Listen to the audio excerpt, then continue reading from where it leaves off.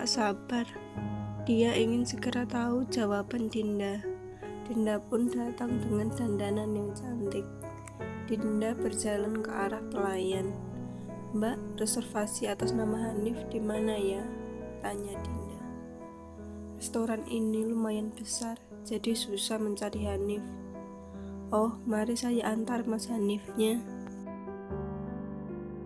"Sudah menunggu," ucap pelayan itu. Dinda pun mengikuti pelayan itu.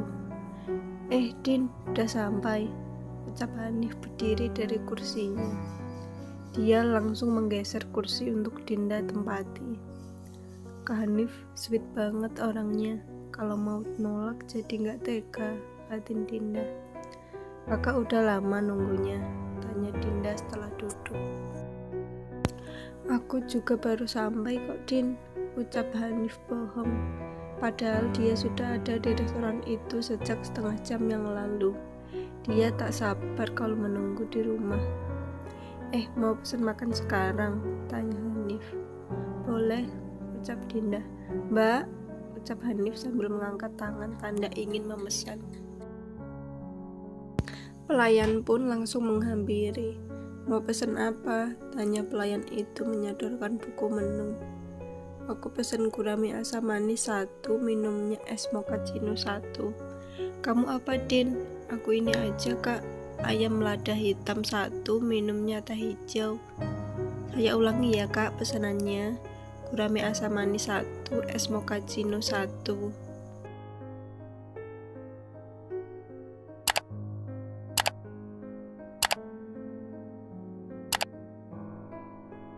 Ayam lada hitam 1, teh hijau 1, ucap pelayan. Hanif hanya mengangguk setuju dengan pesanannya. "Ditunggu ya, Kak," ucap pelayan itu mengambil buku menu dan berlalu pergi. Sambil menunggu, Hanif bertanya, "Kamu emang gak kesepian tinggal di rumah sendiri?" tanya Hanif. Enggak kok, Kak," ucap Dinda gagap. "Kapan aku bilangnya ya, Kak Hanif udah nyiapin tempat sebagus ini. Gimana kalau dia jadi benci aku setelah aku tolak?" batin Dinda. "Habis makan aja aku bilangnya," batin Dinda lagi. Saat mereka telah datang. Setelah pelayan pergi, mereka berdua menyantap makanan mereka. Setelah makan, Dinda memberanikan diri bicara. "Kak," Hanif yang tadi minum pun menghentikan aktivitas minumnya dan melihat Dinda. "Gimana ya ngomongnya? Aku suka kakak selama ini udah baik perhatian sama aku. Tapi selama 3 hari ini aku berpikir, jawaban apa yang harus aku kasih ke kakak? Aku akhirnya memutuskan untuk kita teman aja, Kak. Aku nyaman kakak jadi kakak aku. Di dekat kakak, aku merasa terlindungi sama seperti saat dekat Kak Bayu, kakak aku," ucap Dinda panjang. Hanif dengan tenang mendengarkan. Dek, seakan-akan yang ada duri yang menancap dalam hatinya. Hati Hanif sakit sekali rasanya. Jantung Hanif seakan-akan berhenti mendengar jawaban Dinda. Bukan ini yang diharapkan Hanif. Senyum Hanif seketika hilang dari raut wajahnya. Hanif terdiam lama mencoba mencerna kata-kata Dinda. Sambil mengambil nafas panjang, Hanif meminta penjelasan lebih. "Kenapa? Ada orang lain yang kamu suka?" tanya Hanif. "Kak Hanif terlalu sempurna buat aku. Dinda sukanya kakak jadi kakak aja, nggak lebih. Dinda harap hubungan kita ini nggak putus cuma gara-gara ini," ucap Dinda lembut. "Nggak mungkin cuma gitu doang. Pasti ada orang lain kan?" ucap Hanif dengan nada tinggi. "Aku nggak bisa bilang, Kak," ucap Dinda. "Nggak mungkin aku bilang aku udah nikah," batin Dinda. "Kamu sukanya sama Aji kan alasannya?" ucap Hanif tiba-tiba. Dinda cuma menggeleng tak sanggup berkata-kata lagi. "Aku udah tahu gerak-gerik kalian, Dinda. Kalian itu saling suka kan?" ucap Hanif tinggi. "Kak Hanif kok jadi kasar gini ngomongnya?" batin Dinda. Tuh kan kamu diem, artinya benar kan yang aku bilang, ucap Hanif terus mencerca Dinda. Saat Dinda akan menimpali omongan Hanif berkata lagi, jangan jadi orang ketiga antara Aji dan Putri. Putri itu sepupu aku gak mau dia sedih, sambung Hanif. Dinda yang mendengar penuturan Hanif yang seakan-akan memojokkan dirinya akhirnya menangis. Melihat Dinda menangis, Hanif pun kini tak peduli. Semua emosi yang dia pendam sudah dia ledakan malam ini. Kenapa kakak nuduh aku seenak kakak?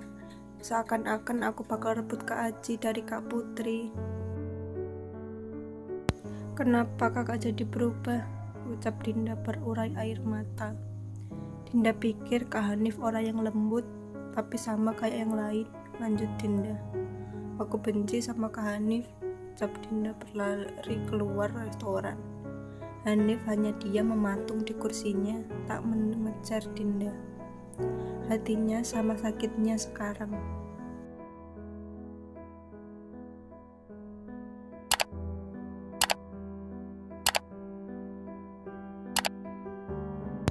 Dinda sempat mendengar Hanif berteriak, dasar perempuan murahan, kepada dirinya. Dinda segera menghentikan taksi. Pikirannya buyar. Yang ingin dia lakukan sekarang hanya menangis di kamar. Di dalam taksi, Dinda terus-menerus menangis. Dia tak mengira Hanif bakal sekasar itu layaknya Aji. Kenapa semua orang lebih mentingin Kak Putri daripada aku? Emang aku ini gak punya perasaan? Kenapa aku harus jadi yang salah? Gumam Dinda. Sekitar jam 8 malam, Dinda sampai di rumah. Ketika dia membuka pintu, Aji kaget dengan penampilan Dinda. Yang sudah acak-acakan dan juga mukanya penuh dengan air mata. Kenapa baru pulang? Tadi kan aku bilangnya jangan malam-malam, tegur Aji. Dinda tak menghiraukan ucapan Aji dan masuk kamar. Kenapa dia sampai nangis gitu? Sedrama apa sih penolakannya? Batin Aji heran. Setelah menaruh tasnya di atas meja, Dinda langsung menuju kamar mandi untuk membersihkan diri. Setelah selesai mandi, Dinda berbaring di sofa depan TV. Kita perlu ngomong, ucap Aji duduk di sebelah Dinda. Tadi macet di jalan, ucap Dinda sekenannya. Bukan itu, ucap Aji. Dinda menangis di pundak Aji. Saat ini yang dibutuhkannya hanya teman curhat, teman berbagi beban, tapi dia menahannya untuk tak menangis di depan Aji. Aku capek kak, mau tidur, ucap Dinda. Tapi kan baru jam segini, ucap Aji. Dinda meringkuk di sofa setelah Aji berpindah ke karpet. Penasaran dengan kelanjutan ceritanya? Jangan lewatkan part selanjutnya ya. Jangan lupa like dan subscribe. Dan jangan lupa nyalakan tombol notifikasinya. Nantikan kelanjutan ceritanya ya. Bye.